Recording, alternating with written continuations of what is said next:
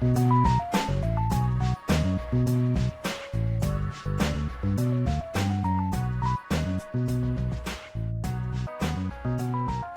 back to My Mythical Meta. My name is Travis, and I'm joined this week by my brother Benjamin. Oh. And my excellent friend Derek. My Mythical Meta, your gaming podcast that's actually your friendship podcast. We are back with a Magic the Gathering deck archetype this week. Our archetype this week is Reanimator. Rise, my Frankenstein monster from the graveyard. That is our archetype this week. I am especially excited to talk about Reanimator because when I started playing Magic, I started in 2011 in the first Innistrad block, which is all gothic horror. Zombies were a major theme of that set, along with the other tribes, humans and vampires, zombies and werewolves. And one of my very first commander decks was Kresh the Bloodbraided, and I had built it to be very Reanimator because Kresh likes to see creatures dying. And one of the first Magic products I ever bought was a premier deck called Graveborn. I remember that. And in that deck, every card was a foil. I still use like my 20 or so foil swamps whenever I make mono black decks. And it was just a good pre-built graveyard deck. And it had a lot of reanimation staples in it. So Reanimator is an archetype that's near and dear to my heart. Derek, you might remember that one of the first commander products I ever bought, you were with me, was the Mimeoplasm. Yeah, I remember Walmart or something. Which is also a Reanimator style deck. You want to fill your graveyard with stuff, and then the Mimeoplasm becomes a giant copy of it. So I'm very excited to talk about Reanimator today. Listeners, please comment with other archetypes that you think belong in this series. You can check out our last archetype here in the corner. The first archetype of the series was Voltron. So if you're interested in Voltron, check out that video and stick with us for Reanimator. This episode goes out to David. It's all for you, David. Yeah. David, thank you so much. This podcast is all for you, our #1 patron. For more information about our Patreon and its perks, please visit patreon.com/mymythicalmeta. Benjamin, how can people contact us directly with questions, comments, or news from the Warfront ideas? They can email us at mymythicalmeta@gmail.com. Thank you very much. Don't forget, listeners, to also check out our sponsor. We do have an official sponsor here at the show, Eldorado Gaming. We wouldn't be able to do it without Eldorado Gaming. So check out eldoradogaming.com for premier metal dice and other gaming accessories. Lots of beautiful metal dice. They are resilient. They're going to last a lifetime. And of course, they're beautiful. They also have deck boxes and playmats and a few other accessories like spin down D20s and oversized D20s that make for great life counters in any game, whether you're playing Magic or any game that counts up or down from 20. Eldorado Gaming has lots of beautiful product. We hope you'll check out eldoradogaming.com and use the promo code META for 10% off. Yes, they just got some new dice. Yeah, there's a bunch of new product coming down the pipeline.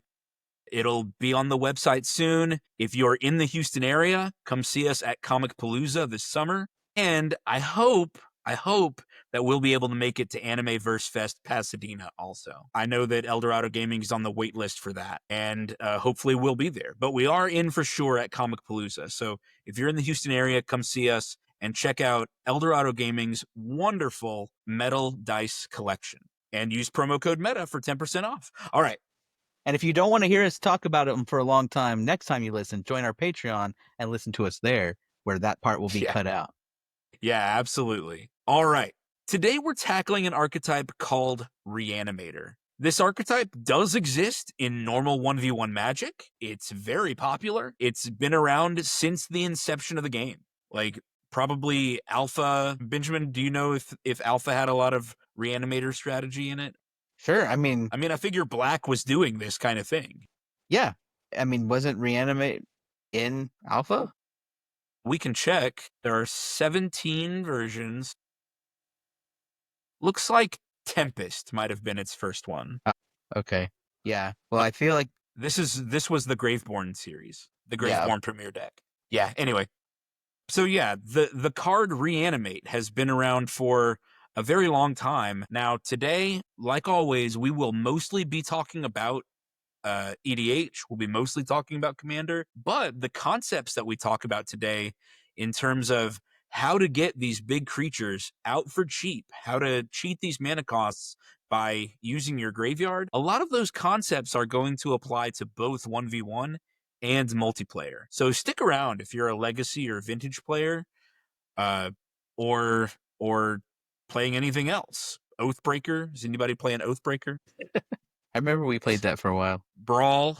Any Brawl players out there? I think there are people who play Brawl. I've heard Cricket of them. noise. One person in the back like, I play Brawl.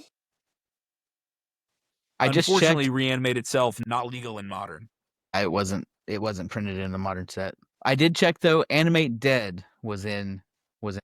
Okay, Animate Dead. There we go.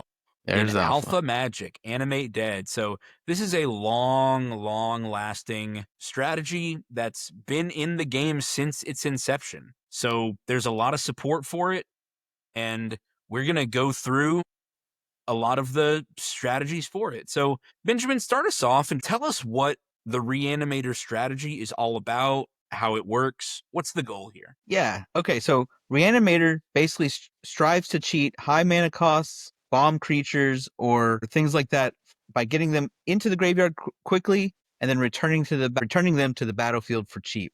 Now, we are going to focus on creatures in this episode, but it's not necessarily creatures. It could be high mana cost artifacts, enchantments, planeswalkers, but they find some way to get those things into the graveyard and then return them to the battlefield, sometimes over and over, sometimes just looking for that one bomb that's gonna close out the game. But that's what it's all about. Yeah, I mean, your goal with the Reanimator strategy, like we said, is to cheat high mana costs. So you're going to have a few bomb creatures in your deck. For anybody not familiar with that term, it goes around in Limited a lot. Is the bomb is usually the rare, the high mana cost creature, high power and toughness, and you hope that it's going to close out the game for you. So your goal in a Reanimator strategy is to, instead of paying 8 for that creature or 7 for that creature, to spend less mana than that to get it into your graveyard and back out again. That is the ultimate goal here, is spend less than 7 or 8 in order to get these really big creatures out. Derek, is there anything you wanted to add about the Reanimator strategy? When I like to build decks, I like to cheat the cost a lot, and Reanimator is probably the easiest and best way to get these big creatures I want to play. I mean, like you said, you definitely want to, get a bargain for the price. Yep. Yeah. Instead of paying for the full thing. Yeah, absolutely. I feel like the linchpin of Reanimator is mana advantage. You want to be able to get more out of your mana spent than your opponent is getting out of their mana spent. The cards that end up on the field or the spells you cast, you want to be getting more value of their mana cost than what you've spent in actual mana. Yeah. I think with a Reanimator deck, I think the longer a game takes, the more turns that are passing by, the higher your chances of winning are because of that mana advantage. Yep, it's going to accumulate and snowball. Yeah. I think that is one way to build a Reanimator deck. I think the other way that'll become apparent as we talk about this is that it just gives you so many options, because it often is like playing with the graveyard in your hand. When your stuff dies, it doesn't stay dead. If you put 3 cards in your graveyard and you have a Reanimate spell in your hand, that Reanimate spell is any of those 3 cards, not just the one card you drew. And so even if you're just playing full cost to cast it out of your graveyard, just having that option means that you not only get mana advantage most of the time, but also you're always able to play what's most important for that situation. I think one of the biggest advantages of Reanimator is the versatility of your game plan. I agree.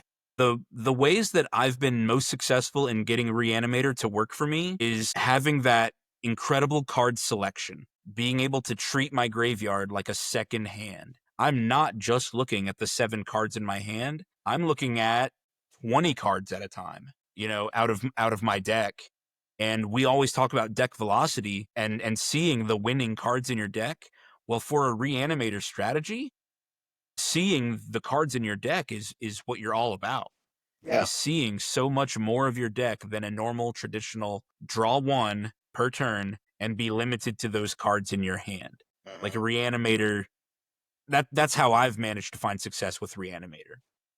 I do want to express a caveat at the beginning of this episode that we are not necessarily going to discuss the Aristocrats strategy, although there is some overlap between them. So both Aristocrats and Reanimator as a whole, they involve this dance between sending your creatures in and out of the graveyard over and over again. The way we're going to discuss Reanimator today is about getting bigger bombs out. It's about cheating more of that mana cost. We found in our creation of this episode that Aristocrats relies a lot more on enter the battlefield triggers and death triggers. So it's more about the quantity of those triggers. And so it's more effective to use Aristocrats with small creatures. But some of the cards that we discuss in this episode and in our big card overview will probably be repeated when we discuss Aristocrats as well down the line. And there are several ways to implement a Reanimator strategy. Benjamin, what's one of those ways? Probably the most straightforward way is using cards that let you tutor directly to your graveyard, and then using cards that get them out of your graveyard. So an Entomb plus a Reanimate, that's 2 total mana for any creature in your deck to be on the battlefield. 2 mana, and all of a sudden you may have gotten 8 mana's worth of creature. Yeah.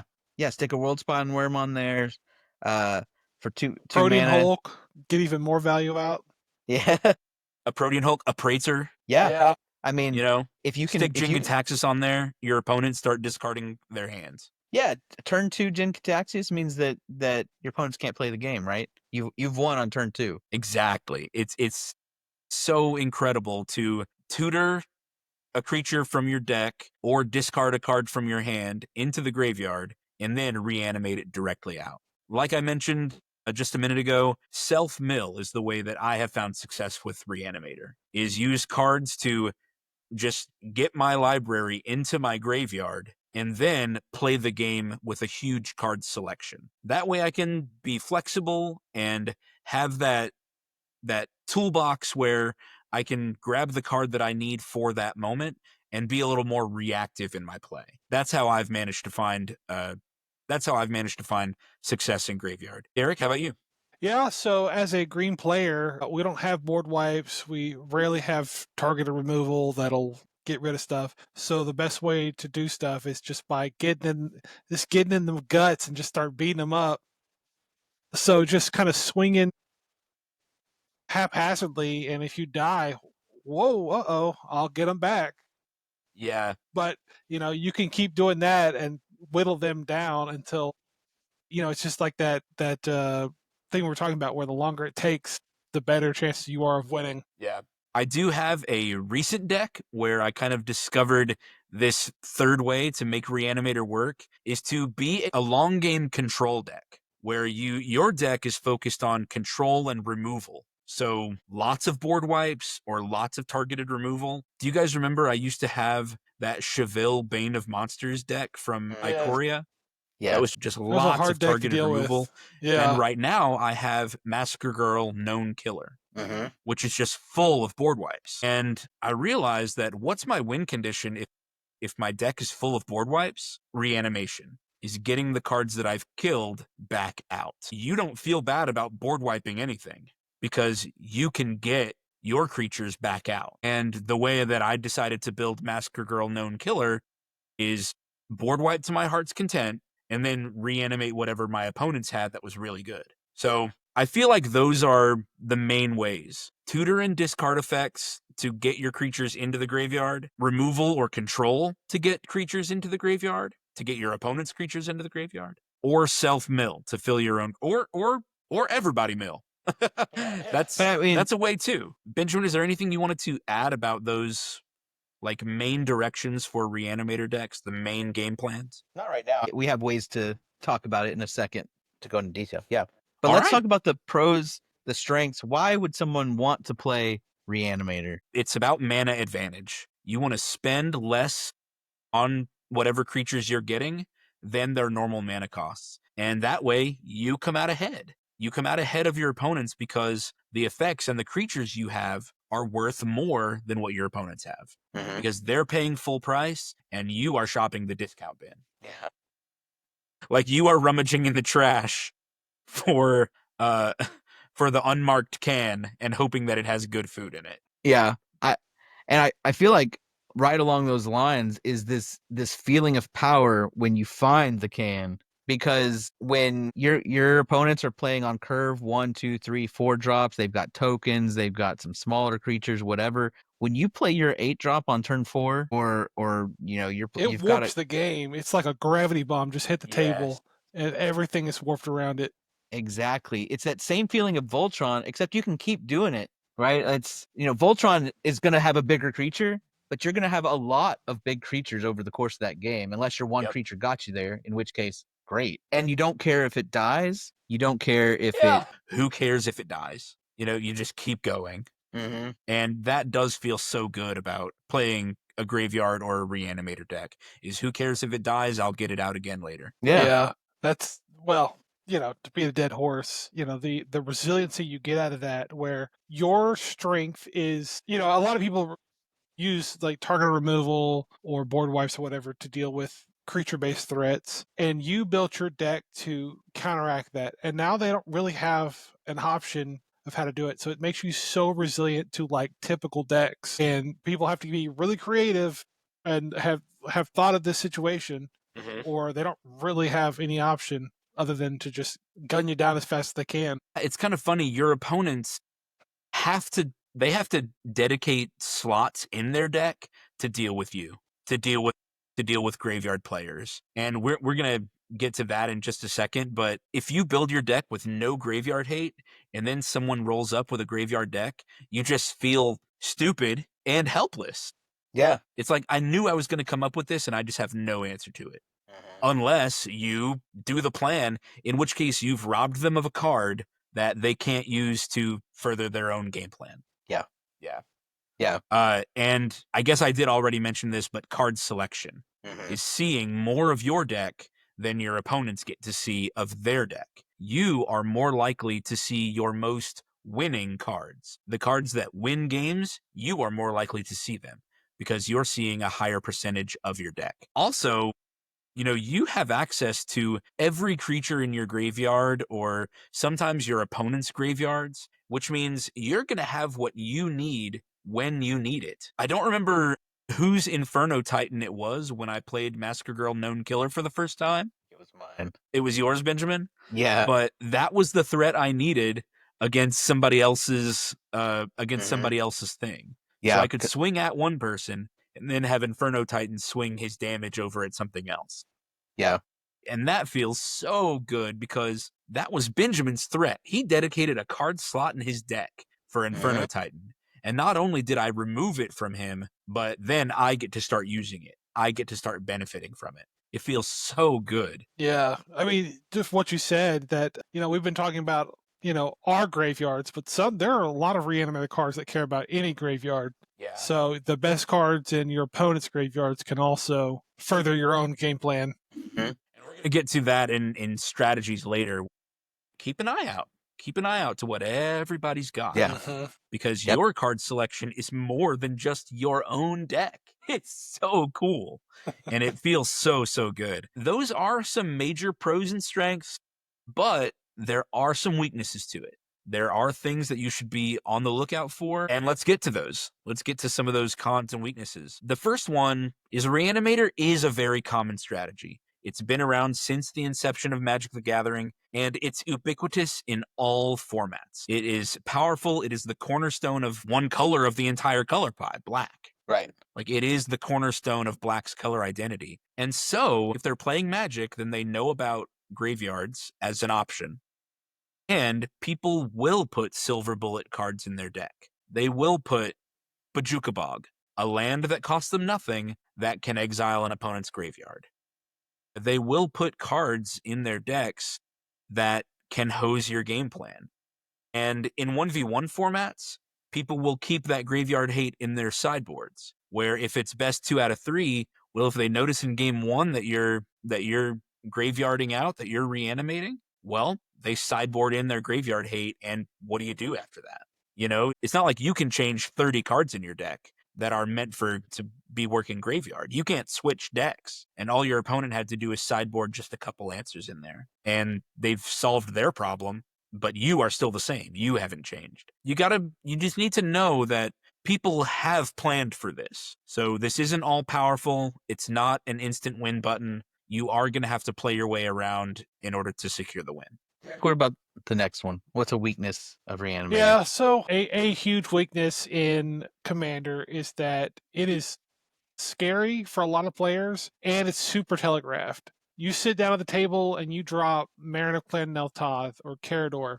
I know exactly what this deck is doing, and I know exactly what I need to do to stop it. Instead of, ramping on this turn, I need to go ahead and go find, maybe I'll tutor for my graveyard card so I can shut your deck down as fast as I can. So now I'm only dealing with 2 opponents instead of 3. There's a new 2-mana thing from Lord of the Rings, the Stone of Erech. Yep. It's 1 mana. It's 1 mana graveyard hate. If a creature an opponent controls would die, exile it instead. Mm-hmm. And you can It's sacrifice 1 mana. And then if you get it late in the game and somebody's entire graveyard's full, well, you can get rid of the whole thing and draw a card, replace it. Yeah.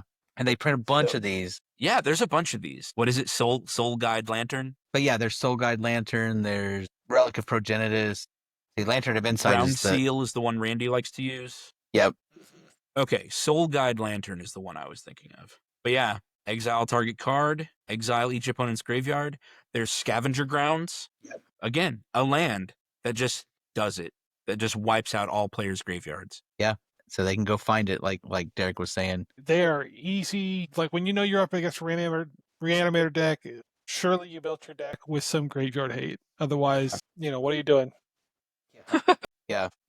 Benjamin, Yeah. do this last one. Okay, so I've played lots of graveyard decks, and then like I said in the introduction, a Reanimator deck has 2 parts: the part that puts the cards in the graveyard, and then the part that gets them out of the graveyard. Magic is a game of variance, and it's very possible that you draw only one type of card. You draw all your mill cards, and you're like, surely at some point I'm gonna hit Reanimation or something, and you don't. You just, every card you draw is more mill or more discard, and if that happens long enough, and it doesn't have to be that long. If that happens, if you draw a hand and it's 3 lands and 1 ramp card and 3 mill cards, you're like, okay, I got something. My commander can help out, whatever. Well, you do that, you don't draw the reanimation, and your commander gets countered. Well, turn 5 or turn 6, when your opponents are playing their big stuff, you're no longer at an advantage, and it felt like you didn't get to do anything that game. This can be mitigated if you have enough deck velocity. That's what we're talking about, seeing enough cards in your deck. If you build more around your commander, if your commander is a reanimator,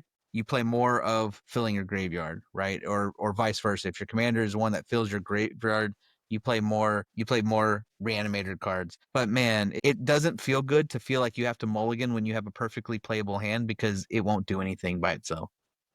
Right? Yeah. You got all your colors, 3 playable cards, a ramp spell, and you might even be able to get to your commander, and you're like, I can't keep this because all it does is put 20 cards in my graveyard while I twiddle my thumbs.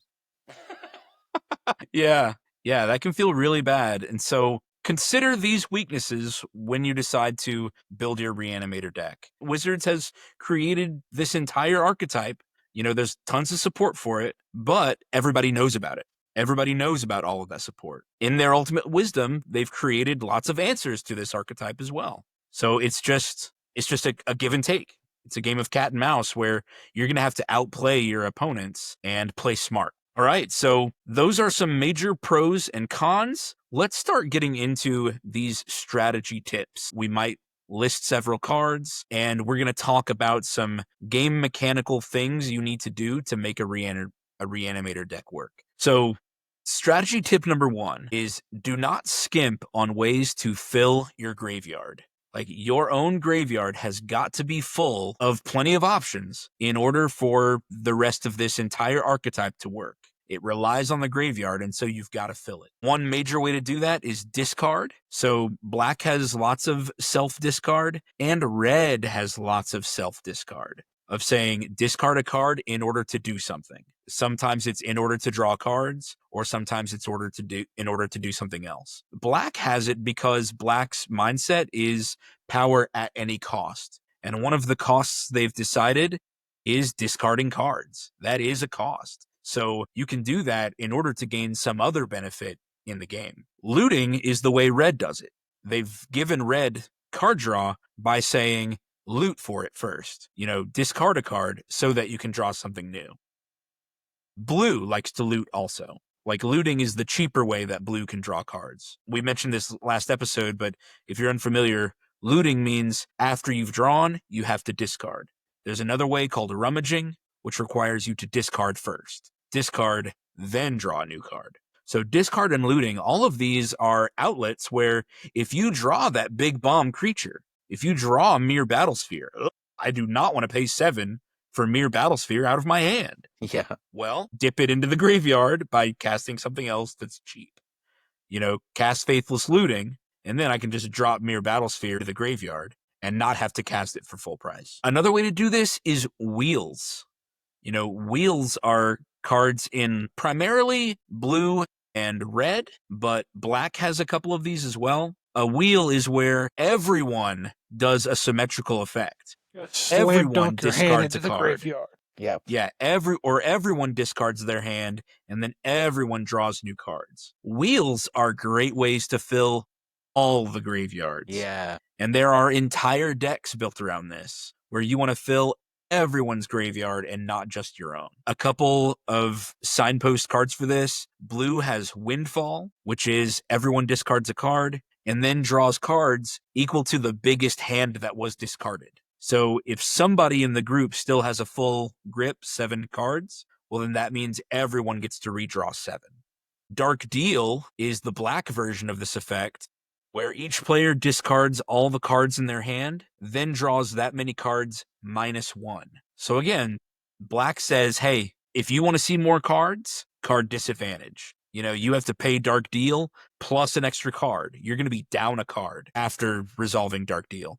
Benjamin, is that right? Is that card advantage or disadvantage? Oh, that's card disadvantage. Yeah. Because you're out Dark Deal and a card. Yeah. But Yeah. who cares? So You get to play them out of your graveyard. So for you, it's card advantage. Exactly. So in raw color pie philosophy, this is card disadvantage, the price you're paying in order to see new cards. But because you're running Reanimator, this is good for you. You get to fill your graveyard with more options. Thank you. That's what I was trying to get to.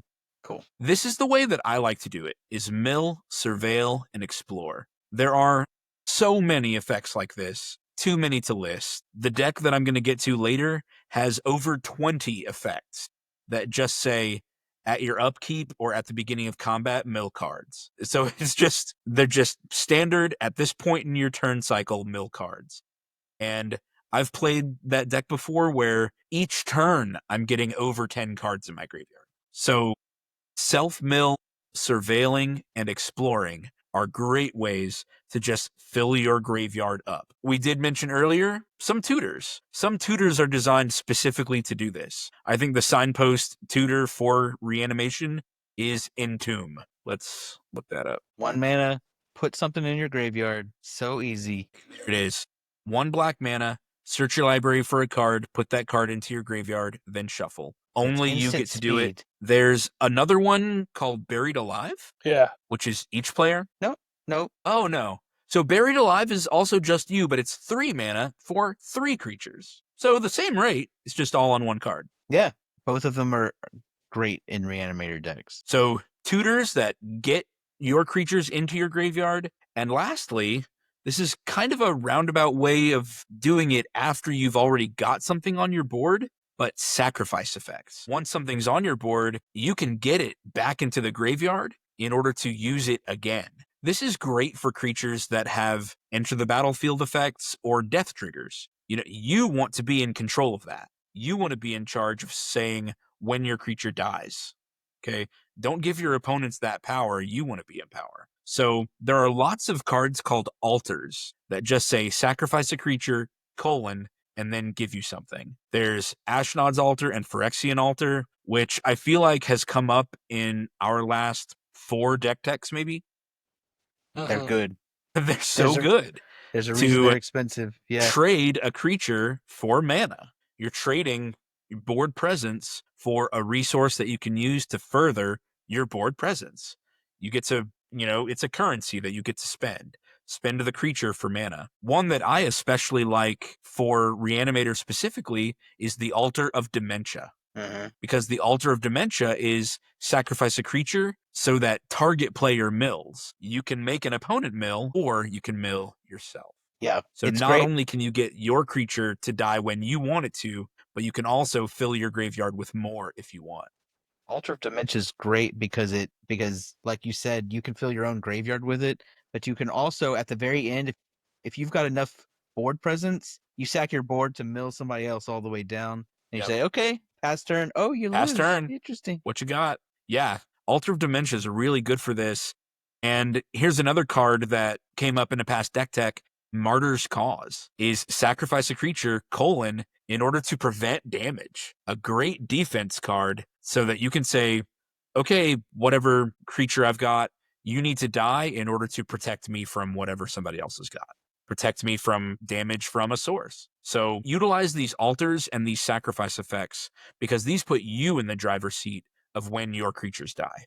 Very important. Is there anything you guys want to add about filling your graveyard? You want to make sure that your deck has lots of this, and the reason that I like this tip is I always pick a commander that's got the recursion part on it. Yeah.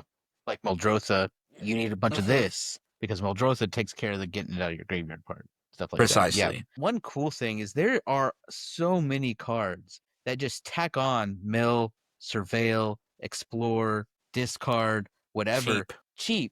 And you can do these things as part of your other stuff, right? So there's like, as an additional cost, discard a card, destroy target creature. As an this taps for mana, but you have to mill a card, right? Like what's the one that does that? Milliken or deranged assistant. Both of those, right? There's cards. Oh yeah, Stitcher Supplier is great because it enters and then you sack it to one of your altars and that gets you 6 cards in your graveyard. So good one for bringing Stitcher up there. Supplier is one of those cards that we see in Modern for people running Tarmogoyf decks. Yeah. Or running Hogak. What was his name? Hogak? Yeah, well he's banned. Is Hogak banned now? He was banned. Banned. Yeah, he was banned a long time ago. Not in Commandy, baby. Nope. He'd be an interesting commander. I got one Hogak. I think maybe I got 2 Hogaks. I think I sold my Hogak before it was banned. Smart. I think I sold it at that Grand Prix we went to. I think that's where I got mine. Yeah. Were they? I think I sold mine there because I think I sold them for $20 or $40 or something at the time. Yeah, look at him, less than $2 now. Yeah, because he was banned right after that. Look what they did to my boy. But what I was getting at is like you mentioned all these effects, but it's so easy to get them tacked onto your ramp, your interaction, your whatever it is, your board wipes, even that Your card draw. Yeah, your card draw is a big one, absolutely. So just make sure that when you're trying to decide, do I want this one or that one, pick the one that puts stuff in your graveyard because it's like drawing a card. Yeah. Out of these options that we mentioned, I know I have my favorite. Do you guys have your favorites? I like looting. Looting is so good because it lets me decide. So one of the things I mentioned earlier about how sometimes you draw the wrong half of your deck. Sometimes you mill your reanimation spells and draw your bombs. Like that one hurts. Yeah, that feels awful. But looting, so for example, faithless looting, like thanks Travis for pulling that up. You draw 2 cards and discard 2 cards. But right before I do that, I'm looking at my hand of cards that's now 2 cards bigger, and I get to pick which 2 of those are going in the graveyard. Looting is relatively cheap compared to other forms of card draw, and I can put exactly what I want in my graveyard and keep exactly what I want in my hand. I like that sort of effect a lot. Yeah. What about Derek, you? What's your favorite? I think my favorite is self-mill. Feels the easiest to do. It feels the fastest to do. There's tons of mill cards. Just quantity. Yeah, Yeah. I think it's just a Just quantity chant thing as traumatize for much me. yourself. of my deck into the graveyard as I can. Yeah, which I think if you're targeting other people's graveyards, wheels might be, I guess, faster, like a per card like churn or whatever. But self mill, I feel like I really kind of have better control of what's going on. I guess it feels less random to me than some of these others. Yeah. Although looting is great. I mean, I like self mill because there's so many ways to get my lands back out. I can pick Yeah. spells that have flashback. I can pick creatures that have unearth or embalm or eternalize. Like, I can build my deck in order to take advantage of the self mill. And if my commander is the recursion piece that I need, I mean, it's like I pull my opening hand and my commander is just there. It's in my opening hand too. So now I know that if I have an entire hand full of self mill, I still know that I have a way to recur them if I pick the right commander. Yeah. Which is, like I've mentioned a couple times, that's how I have found success in building Reanimator. There is one other way that I can think of off the top of my head to put things in graveyards that we didn't really mention, and that's with things that have an activated ability in your hand. Channel, evoke, which isn't an activated ability, but it basically is a spell that puts the creature directly in your graveyard. Those sorts of things lets you kind of play control early or do things early and then get a big creature with an effect later. We also didn't mention one of the biggest ones, which is Dredge. But yeah, that's true. So true. yeah. If nothing else, you're playing your Deckmore Salvage and your Life from the Loam in your self mill deck. Yeah. But Dredge is self mill. Like that goes in there. Yeah, for sure. Yeah. Cool. All right. Well, that's half one is filling your graveyard. What do we do next? All right. Rule number 2, you got to get them out of your graveyard. And there's a couple ways to do that. You can have your targeted reanimation. That's going to be the cheap stuff. That's going to be your reanimate, your animate dead, stitch together, persist. Those are the cards. They only cost 1 or 2 mana, at worst 3 mana, and you're getting something big. You're picking your one thing. You're picking Zatalpa, you're picking a Titan or something like that, and you're saying, all right, I just paid 3 mana, 2 to put it in there and 1 to get it out. What you gonna do about it? I'm about to run away with this game. And you pick a Titan, something a Praetor, an Ancient Dragon. Yeah. The biggest, baddest creatures in Magic are coming down, and you've only spent 3 mana to do it. It's just awesome. It's turn 2. So you know what? I entombed it, and then I reanimated it on turn 2, and now you're sitting there. Okay, all you did was play a tap land turn 1. So how are you going to deal with this, right? So the targeted reanimate spells are where you really get your mana advantage, because you're going to spend 1 or 2 mana to get a huge thing out. This effect can get more expensive, 4 or 5 mana for more recent cards. You're really looking at older cards. And as you see here on the screen, it can be $6-7 for these cards each, because they're that good. But they're worth it, right? You're not playing a lot of your older stuff. Yes, the Animate Dead, $5 to $10. And it's been look at how many times it's been reprinted, and it's still that expensive, right? It's because the newer stuff, you don't want to pay 4 or 5 or 6 mana for this, because you could be playing a 5 mana creature at that point. Some of those will have other things stapled to them, and you can make that decision for yourself. But the targeted stuff, you're wanting to be cheap. Stitch Together is the one with flashback? No, it has Threshold. That's right. Yeah, which is easy to get to if you're filling your graveyard. Yeah. You're not going to be able Stitch to play Together it. is really good.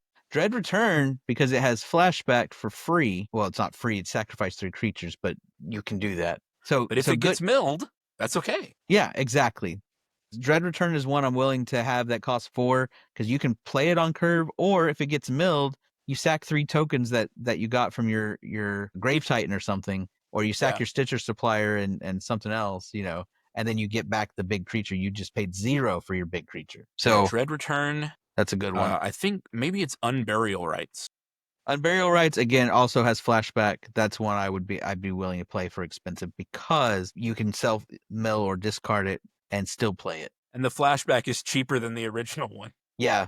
I used to have in Standard, I had a deck built around Liliana the Veil. So you play Liliana on turn 3 and you discard Sun Titan, and then you discard again Unburial Rites on turn 4 and then cast it to get back your Sun Titan and whatever else you've stuck in your graveyard. Yeah.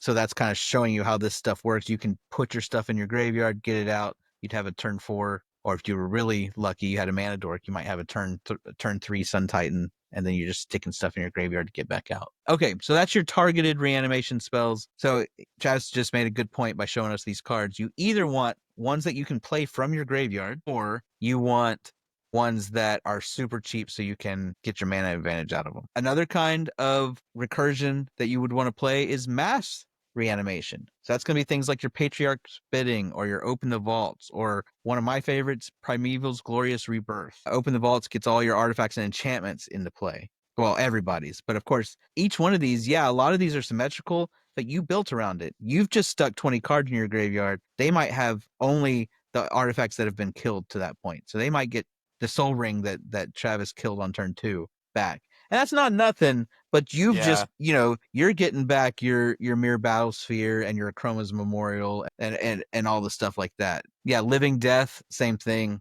right? Everyone gets all their creatures back. You destroy all the creatures on the field, get all your stuff back, and everybody else does. But you're likely getting 5 to 15 creatures while everybody else is likely getting a 2 or 3, and yours are bigger if you've played it right. I said Patriarch's Bidding, that's where everybody picks a creature type. So this is going to be if you're in zombie tribal, or if you're in. But this is so good. Yeah. I have been on the receiving end of a Patriarch's Bidding where I was also playing tribal at the time. So well, the thing I don't know. You got to be wary. Yes. So you have to play it right? You're playing Patriarch's Bidding, not just. I wouldn't play it in any tribal deck. I'd play it in one where it's self-mill, like a zombie deck or a vampire deck, where I have a lot of cards going to the graveyard on purpose. If they're playing an elf deck, they're putting their elves on the field, right? Now, after a board wipe, a Patriarch's Bidding is going to help them too. But if you played your Patriarch's Bidding before a board wipe, you get a bunch of stuff back. It just depends, right? One of my favorite mass reanimation spells is actually Grimoire of the Dead. Yes. So it lets you discard cards to put a counter on it. And then when you have enough counters, you sacrifice and put all creature cards from all graveyards onto the battlefield under your control. So it gets everybody's stuff, but you can be discarding the cards you want to reanimate with it. I think that's pretty cool. It gives you your discard outlet for the rest of your game plan. You could be reanimating those. You don't have to wait for Grimoire to get 3 counters, but then you're going to get everybody's stuff. So if you're playing something like Mesmeric Orb that's milling everybody, including you, then Grimoire of the Dead's going to get all that stuff. I like that sort of mass reanimation spell. And then you were about to look up Primeval's Glorious Rebirth. That's basically everybody returns all legendary permanents. What's the one with Scott Liliana? I think Primeval's Glorious Rebirth is just you. You. Return all legendary permanent cards from your graveyard to the battlefield. Even better. Randy has this in his Shrines deck because every shrine is legendary. It's legendary. That's gross. Check out that deck tech right here. I played in my Ravos and Timna deck because I play everything's legendary. It's legendary matters. Yeah. Yeah. Oh, it's just you. That's even better. Better than I thought. Yeah, it's really good. So that's your. Oh, wait. Derek, you were asking about. I was asking, what's the one? I think it's got Liliana on the Command the Dreadhorde. Is that it? There's Command the Dreadhorde and Rise of the Dark Realms. Whichever one lets you get like any creature you want. You just have to pay life or something like that equal to their Command CMC. the Dreadhorde. Yeah. Yeah, that's a good one. That is a good one. Yeah, that's really good. You pay 6 and you get as many as you want as long as you have the life for it. Yeah, as many creatures in anyone's graveyards as you want. It's insane. And planeswalkers. Yeah. You can get planeswalkers back for them. So, listener or viewer, as you were watching this, you saw that Command the Dreadhorde, Primeval's Glorious Rebirth, Patriarch's Bidding, Open the Vault, these are costing 5, 6, 7 mana, but it's worth it because you're getting a ton of creatures. It's possible to just win the game after you've played these because you might reanimate a whole combo. You can reanimate your Rube Goldberg machine and 5 cards that let you win the game. But even if they don't, they put you in such a commanding position that it says answer me now or lose next turn. Yeah, like you might be spending 6 or 7 mana, but you're going to get 20 mana's worth of stuff. Exactly. And so the whole key of this strategy being mana advantage still holds true even with these expensive reanimate spells. Yeah. The next one is your repeatable stuff. Your repeatable stuff is going to be more expensive or make you jump through hoops, but then you end up not spending cards to get to reanimate. Sun Titan is the greatest example here. Every time it enters or attacks, you're going to get something back from your graveyard. Now they're going to be smaller things, but they can help build what you're doing. Right? A really good one is Godpharaoh's Gift. Well, yeah, I love Godpharaoh's Gift. Godpharaoh's Gift costs 7, but it gets you something right away, and then every turn it gets you something. It's getting you a Pharaoh is you gotta switch Pharaoh. Yeah, I always misspell Pharaoh. So at the beginning of combat, you do have to exile the creature, so you're not going to reanimate it later, but you're getting a 4/4 version of it, and it gains haste. So as soon as you play Godpharaoh's Gift, you're going to get something else with haste. And then every turn, you get another thing. Sometimes turning it into a 4/4 is great, right? Now, we've been talking about these great things that are huge monsters, right? But having a 4/4, what were the reanimated targets I was looking at earlier? I mean, we're going to get to just some, in our card overview episode, we're going to get to just some good utility creatures that are great to reanimate over and over again. Cards like Ravenous Chupacabra or Reclamation Sage. Yeah. Like, these are 2/2s and 2/1s, but if it's the only thing in your graveyard at that point, I don't know why it would, but if it's the only thing or if somebody's just got something you must answer, period. Sure. I mean, just your Mold Drifter. Maybe, what did you say, Benjamin? Mold Drifter. That's a very common reanimator card, but it's a 2/2. Well, yeah. But and it's flying, and whenever it enters, you draw 2. Yeah. So get a 4/4 version of it. Yeah. That's only good. Yeah. Or also, like your commanders, a lot, I'd say over 50% of them are 4/4 or less. True. And so you can keep throwing those bodies at someone until they're forced to block with their commander or take 4 damage. 10 turns of that, they're dead from just one creature. So if you keep doing that, you might get some favorable trades for something you didn't care about. It's a token. Who cares? Yeah. And what I love about these repeatable ones is that sometimes they do take some mana to set up, but then you get to keep filling your graveyard and getting more and more, and it builds. It snowballs into you're getting these huge creatures, right?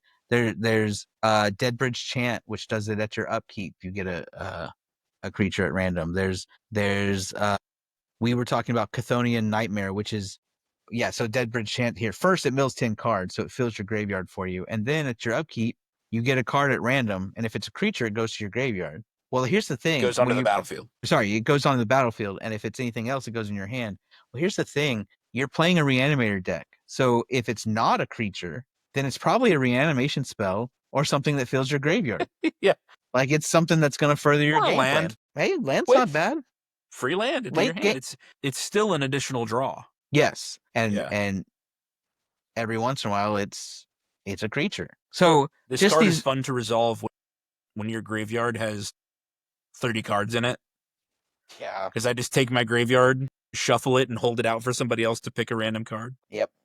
So there's several that have activated abilities that say put a card. So similar to Godpharaoh's Gift, he's doing Chthonian Nightmare. This one, you're going to need a little bit of energy if you want something bigger than 3 mana value. But yeah, basically you sacrifice a creature and return this back to your hand, and you pay energy, and you get something worth that energy. It only costs 2 mana, though.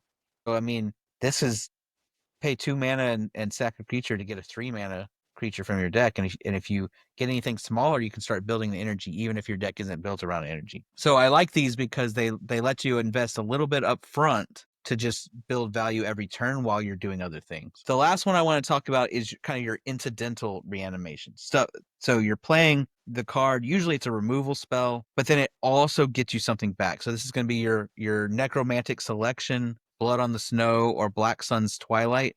These are cards that kill something or a lot of things and then return. So Necromantic Selection here destroys all creatures, then you return a creature from your graveyard to the battlefield. So a graveyard. So actually, if someone's got a huge thing that you want to kill, you get it back with Necromantic Selection. You can take their stuff.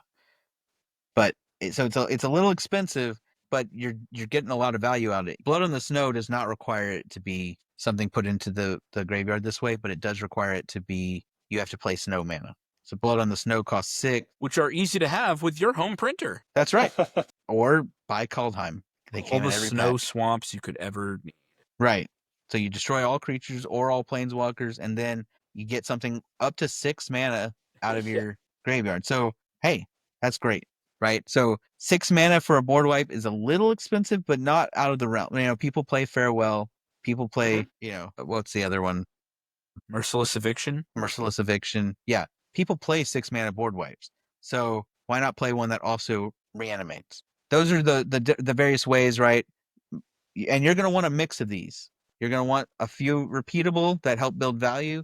You're going to want some targeted ones that save you mana. You may or may not want some mass reanimation ones, but it doesn't hurt on the back end to just play a Command the Dread Hoarder or Rise of the Dark Realms and just get everything. And then your incidental ones, if you're adding reanimation onto your board wipes or your kill spells, then you're saving room to do more stuff with your synergistic category. So there you go. I love it. So that's our plan, right? Isn't that our whole deck? Is That's fill the the whole- graveyard and reanimate stuff?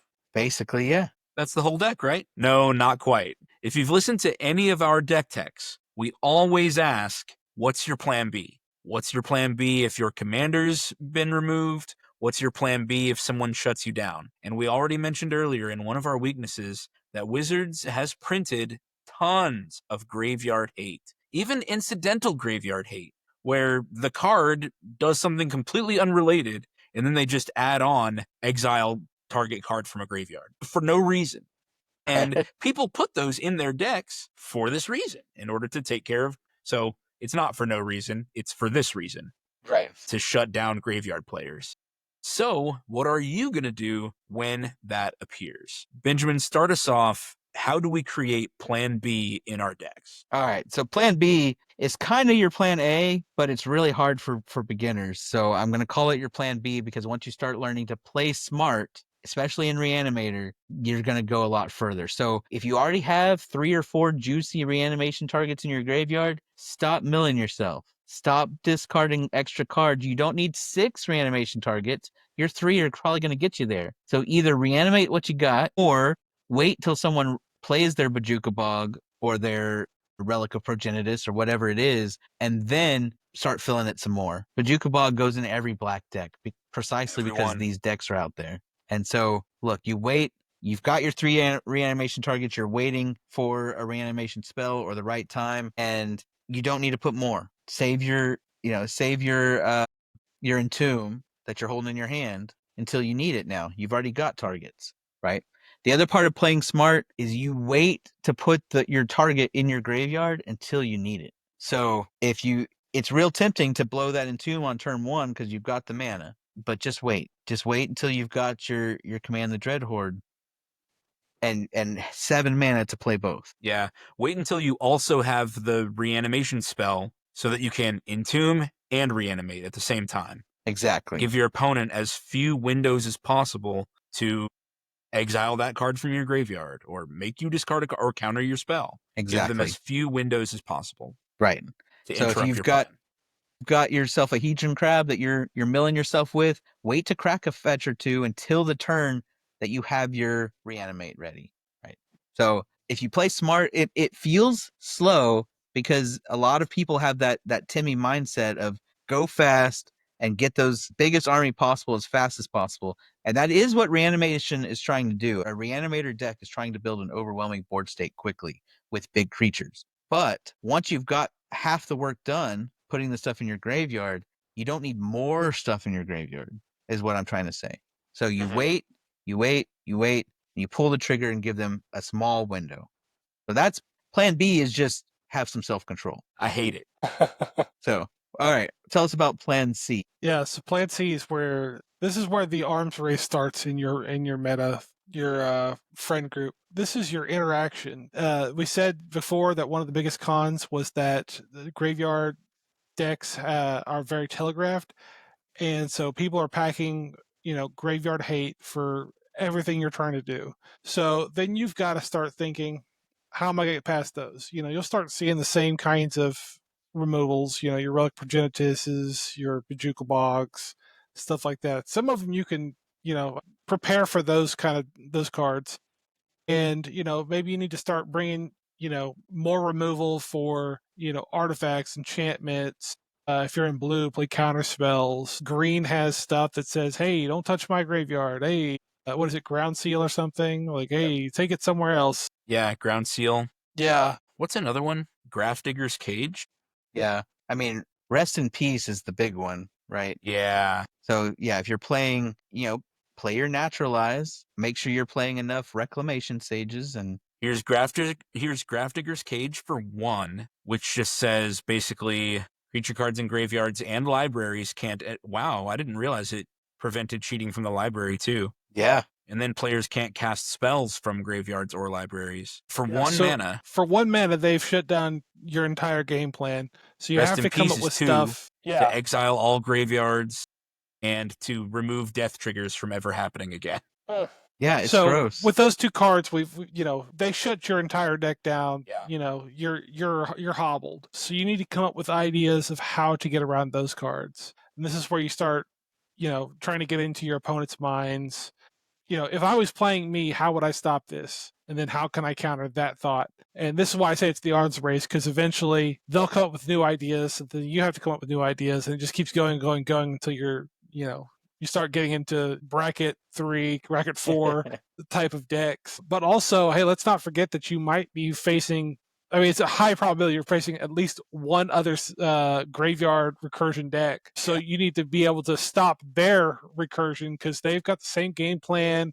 They're on the same kind of win clock that I've said, where the longer it takes in a game, the more likely they are to win. So you got to have some ways to help yourself, protect your own graveyard, but also hobble others. Yeah. So Yeah, it's absolutely true. I was gonna mention, that arms race between people in a steady meta can be really fun. I like whenever I'm deck building and I'm thinking about the decks that Benjamin brings to the table, and I'm thinking about the decks that Derek has. We actually have a document that we keep in our shared Google Drive. It's all of our decks or all of our commanders. It's not like links to the deck lists and everything, but it's everybody's commanders. And so often whenever I'm building, I will pull up that document and say, I need tools in this deck that can handle this wide variety of archetypes. I need to be able to handle lots of different decks, because if Benjamin rolls up with, his Fleshbag Marauder sacrifice deck, what can my deck do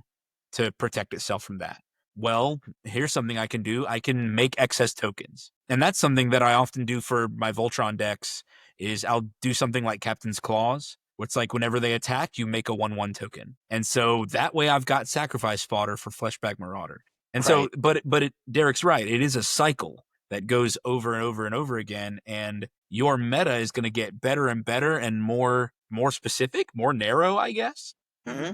If you have a small group where that happens. I don't know. I like that because it feels more personal. Yeah, I like it too. I get to think about my friends before I even play with my friends, and that's fun for me. Yeah, I mean, it feels like you're playing war games. Yeah. And your opponents don't know. Well, I guess it kind of is like a war game.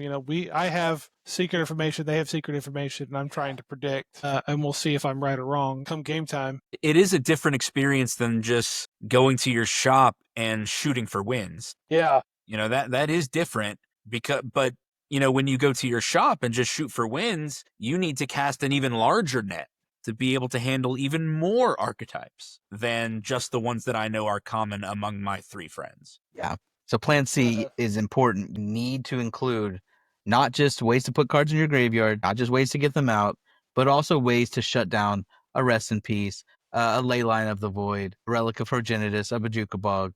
You need stuff that counteracts that. It could be counter spells, it could be Reclamation Sages, just to naturalize whatever it is you want it to be, but come prepared and put that stuff in your deck. So if we've gotten to Plan D, then that means you can't reanimate your stuff anymore. You can't cheat that mana cost anymore. So what do you have to do to cast your spells if you can't cheat the mana cost anymore? Cast them for full price. Ramp. Ramp is, and this was true in Voltron too. I think it's just becoming true in My Mythical Meta stance, is you need more ramp than you think you do. Yeah.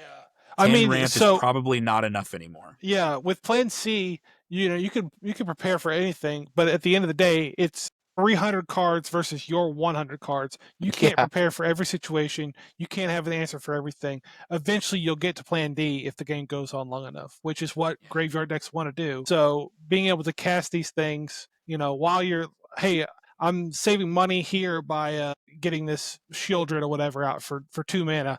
Let me invest the other 5 or 6 mana that I didn't have to spend into more ramp to accelerate, so that way I can start doing multiple things out of the graveyard a turn, or I can just start, graveyard here and then hand here, keep Exactly. Sometimes you're just going to have to raw dog cast a spell. And it's going to hurt, but ramp in the early game so that you can do it. There are alternate ways to cheat spells also. It doesn't have to be from your graveyard. You can cheat things from your library also. There are some cards like Tooth and Nail or Monster Manual that can help you do this. What's the one I like? Lurking Predators? Yeah. Lurking Predators. Let's pull that one up.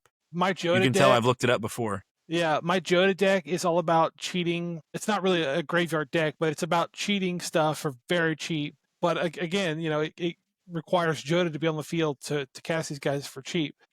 First 5 turns I'm ramping as fast as possible. But if Joda gets removed, hey, I've got 10 mana. I can start. You can start just casting this stuff for full price, because if your opponents have not ramped that much, they won't be able to catch up to you. And it's still the mana advantage game. If every turn you're spending 3 more mana than your opponents are, you will outvalue them. You will outvalue them and get more mana's worth of cards onto the board, which is what we wanted to do in the first place.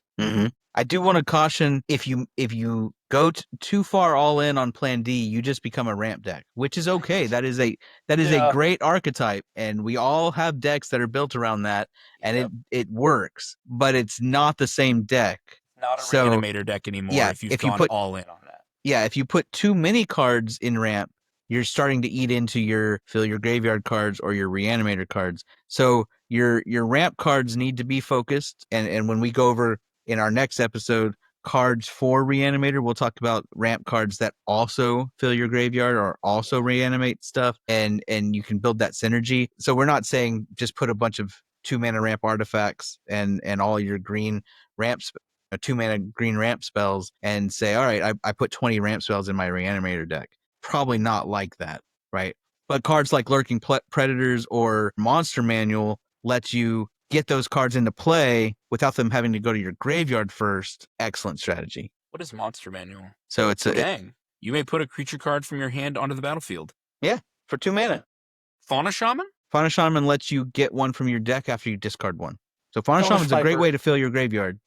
You discard the reanimation target and you go Elvish Piper. Elvish Piper is the one you're thinking.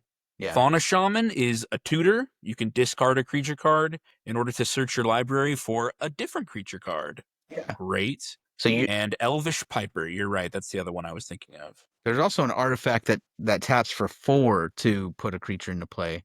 It costs 4 and taps for 4. Draconic Gateway? That's not the one I'm thinking of. I think that one exists and puts a dragon into play. Thran Gateway? No, it's not a gateway. Thran Portal? All right, hold on. Fall of Thran? No. All right, it's an artifact. Oh, dang. I know exactly what you're talking about, Derek. Here's Thran Temporal Gateway. That's the one I was thinking of. You may put a historic permanent card from your hand onto the battlefield. For how much? For 4. For 4? And it costs 4 to play. And it costs 4. So it's a similar one that costs 4 to play and 4 to tap, but it says you may put a creature card from your hand onto the battlefield. Quicksilver Amulet. Quicksilver Amulet is the one I was thinking of. I was thinking Dragon Arch is what I was thinking before. Multicolored creature. There's Quicksilver right there. There's Quicksilver Amulet. Yeah, but the reason I picked Monster Manual for this one is that first you can mill 5 cards before you're ready to play it. Yeah, on Zoological Study. Yeah. I did not even read that part. Well, that'll do it. Yeah, that's awesome. Yeah, and then you can, and it pays 2, so it's cheaper than Quicksilver Amulet. What was the Thran Gateway? Huh? So I mean, it's awesome, not quite as good as Very Elvish cool. Piper, but it also does not have summoning sickness and doesn't die to creature removal. So Monster Manual, you can actually Zoological Study and just wait until you're ready to pay the 6. So it's safe in Benjamin, exile. you are so good at just coming up with all these cards. Like, I Being never a saw nerd Monster Manual. helps. Yeah, being a nerd helps. Well, like, I don't know. Maybe Monster Manual just came out. This was during Baldur's Gate. Maybe at that point, just the spoiler seasons were just on top of each other, and I just missed it. Yeah. I don't know. It could be anything. Awesome. So what were we? Oh yeah, you were talking about Plan D. So Plan D just has to be find ways to put creatures in play without them hitting the graveyard first. Derek, can you do Plan E? Yeah, player E is just knock them out. Get them out of here. Yeah, player removal. Well, how are you gonna Yeah. do that if you can't play your stuff out of the graveyard? Then you get up, stand up from the table, walk over to their side, and just elbow drop them. People's elbow. Okay, Benjamin, your turn. Derek's had his chance with all the hyperbole. Okay. Well, I love the enthusiasm. Yeah, knock them out. Punish them for punishing you. That's the last step, right? And there's lots of ways to do that, but make it so that when they interrupt your game plan, it turns your board into a monstrous army. That's going to be things like Insidious Roots or Sir Conrad the Grim. Basically, when they play their Bajuka Bog and exile 10 creatures, you make them lose 10 life for playing their Bajuka Bog. Right. Jiraiya, Golgari, Lich Lord, just start yeeting your bodies at all your opponents at once. You're like, I don't have much left, but I'm getting you. I'm gonna get mine. Yeah, you just start flinging. Yeah, so flinging. There's lots of things that make tokens when a creature card leaves the graveyard, and the nice thing about those, so think cards like Quintorius or I think Chalk Outline does that. I know Insidious Roots Quintorius creates a 3/2 every time a card leaves your graveyard. Well, the thing is, you can play these cards as part of your Reanimator deck. Just every time you reanimate a creature, you're also going to get a token. Like that's not bad, right? This is a perfectly fine reanimation target. But the thing is, Tormod the Desecrator? does that one make Does zombies? this? Yeah, it makes the zombies whenever a card leaves your graveyard. So these are good reanimation targets, and they also protect you from, right? If you've got a Tormod out and you've been filling your graveyard, and then someone plays a Rest in Peace, now you've got 20 zombies they have to deal with. Not Tormod specifically. Tormod says when one or more cards leave your graveyard. Oh. Does But Quintorius? it works for Quintorius, though. Nope, no, it doesn't. Nope. Whoops. So Works for Conrad. yes, it does work for Conrad. But the thing is, if you have enough of these out, yeah, Conrad's whenever a creature card leaves your graveyard. So each one will trigger separately. But if you have enough of these, in fact, there's a whole Reanimator deck to be made out of these if you want, right? Oh, yeah, for sure. So where every time one of you reanimate, you also get a team of tokens. And that also means when they go to kill your graveyard, you get a team of tokens. And then you ping them for one each and all that stuff. It's worth it. So these are good targets for your Reanimator deck that give you a Plan E. What is Chalk Outline? Chalk Outline is an enchantment that gives you a detective token. And Investigate. That's cool. Now, unfortunately, it has the same one or more. Huh? But the nice thing is each of these, when you're reanimating, you're probably reanimating one at a time most of the time, which means you're going to trigger all these just once for each time you reanimate. And then when they go to exile your graveyard, they're also going to do these things for you. So it leaves you with not just nothing. Yeah, some ways to get value. And especially if somebody is using, Soul Guide Lantern or Relic of Progenitus, where they're controlling your graveyard by exiling one card at a time. Dang. These cards can get you a little bit of advantage there. Yeah, Emotech is one I like, but it does the same thing. One or more artifacts. Ugh, wizards being safe. Yep, one or more artifact cards leave your graveyard. Mm-hmm. Get 2 tokens at a time, though. That's true. That's pretty true. cool. All right. So those are our rule number 3. Have a plan B. You got to be ready to answer what other people have going for them. Have your interaction, your ramp, and finishers. That's basically what plan C, D, and E are, is interaction, ramp, and finishers. We discuss this in every deck tech that we do, is make sure that you have alternate ways to end the game if your first game plan gets locked down. There are a few more just generic strategy tips when playing Reanimator. Firstly, you don't always have to animate the biggest creature in the world. If reanimating your Reclamation Sage from your graveyard and removing somebody else's threat is what you need to do, then do it.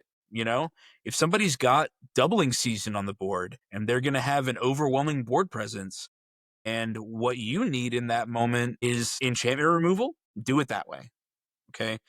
I don't have enchantment removal in my hand, but I have a reanimation spell and Reclamation Sage. Here, I'll pull up Sage. You know, do what you need to do. We've talked a couple times about how one of the advantages of a Reanimator strategy is the toolbox, the card selection, having access to lots of cards for whatever the situation calls for. So it's okay if you're not reanimating your Inferno Titan or Jin Gitaxias or Elish Norn.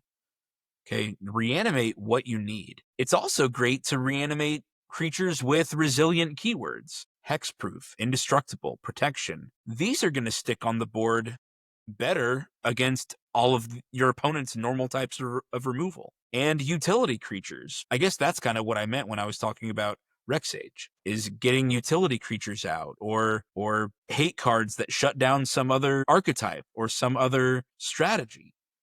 You know, you can be answering the situation that comes by utilizing your full toolbox, all of the cards in your graveyard and the cards in your hand. Because what's cool now about you're playing Reanimator, your Reanimate spell is going to get you a creature and a removal spell at the same time if you have these cards in your deck. So you don't always have to reanimate the biggest, baddest thing. Yeah.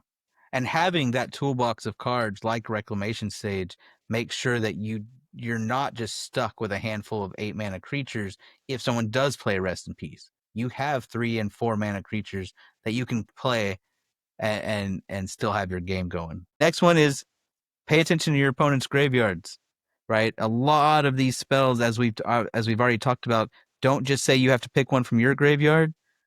Be looking. Did you just kill an Inferno Titan? Maybe that's what you want to reanimate. Yeah. Right? Did you knock out someone's Praetor early? Go get it. Right? And also on the flip side, every once in a while there's something in someone's graveyard that will hurt you. Some schmuck playing Phage the Untouchable or an Abyssal Persecutor, and you don't have a sack outlet on the board, and you play your Rise of the Dark Realms.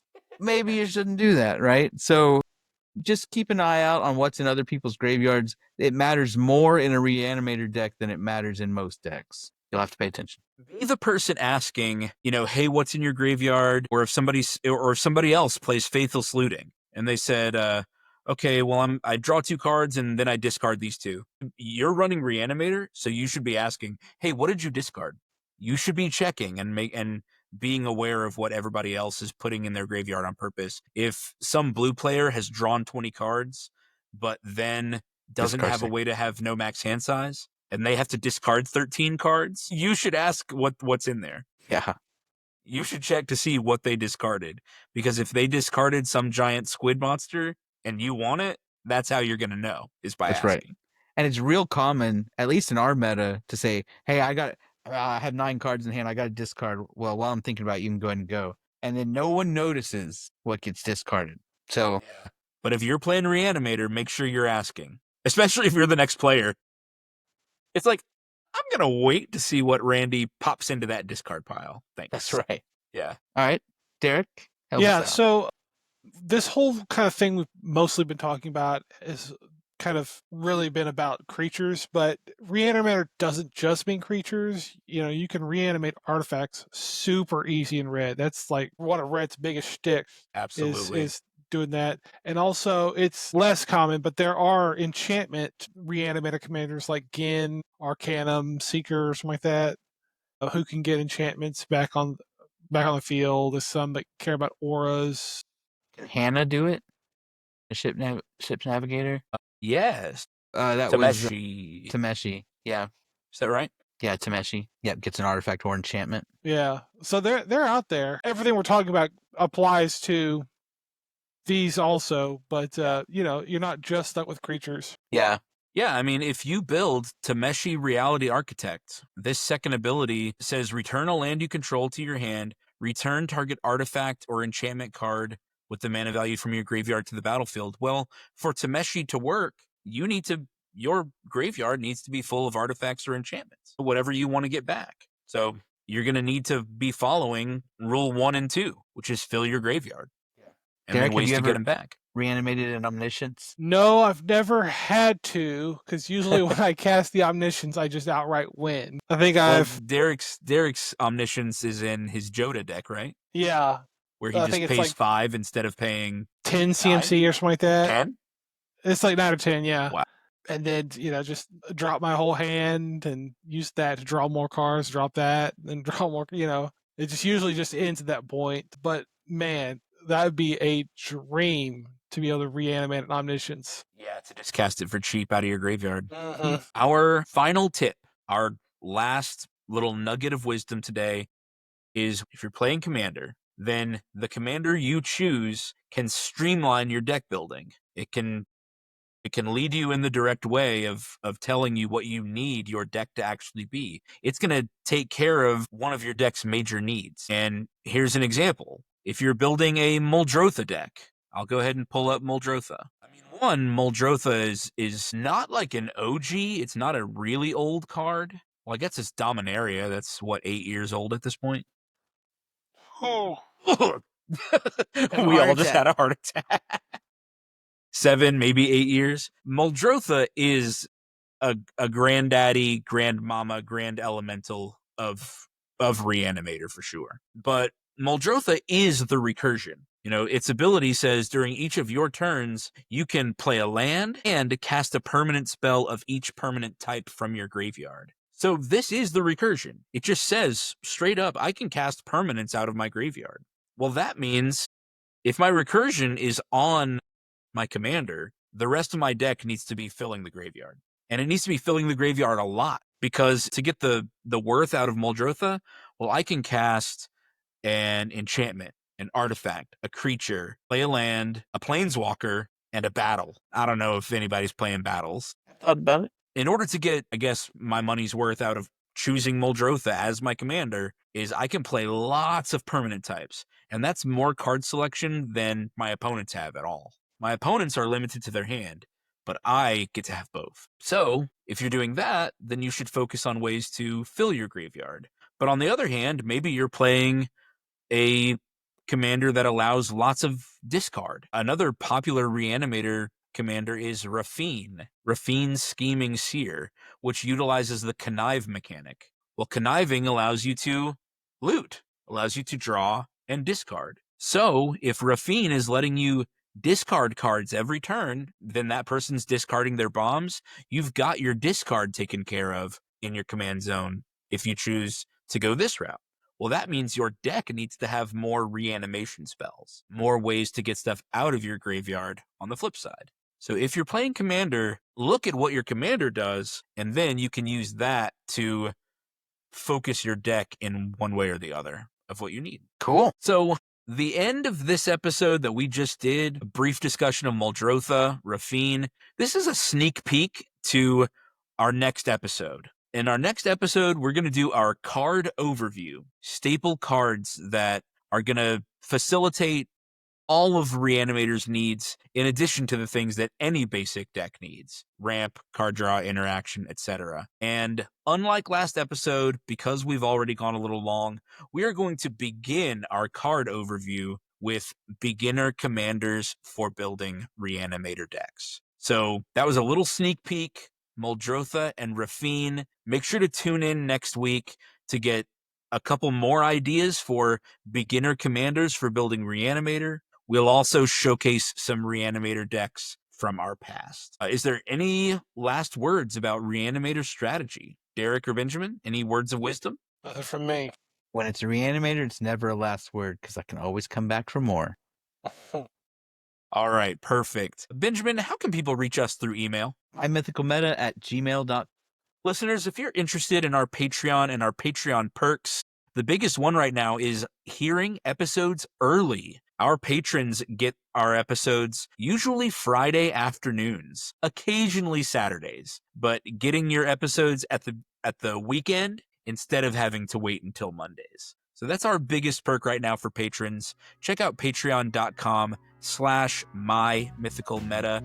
Don't forget to check out our biggest sponsor, Eldorado Gaming. Check out their beautiful all-metal dice. Maybe you play Dungeons & Dragons or Pathfinder or any other role-playing game, and I'm willing to bet that Eldorado Gaming has got some dice to satisfy your emotional needs. friends. EldoradoGaming.com. Use the promo code META at checkout for 10% off. Thank you so much for listening. And Benjamin, Derek, Randy's missing, but the three of you, thank you as always so much for being my great friends. I love recording with y'all. Adios. Bye, guys. Bye. See ya.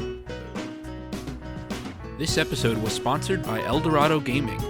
Use the promo code META for 10% off your order. Please like, comment, subscribe, and share. This episode was edited by me, Travis Konishek, and our intro and outro music is by Tyler Heath of the Oh Hellos.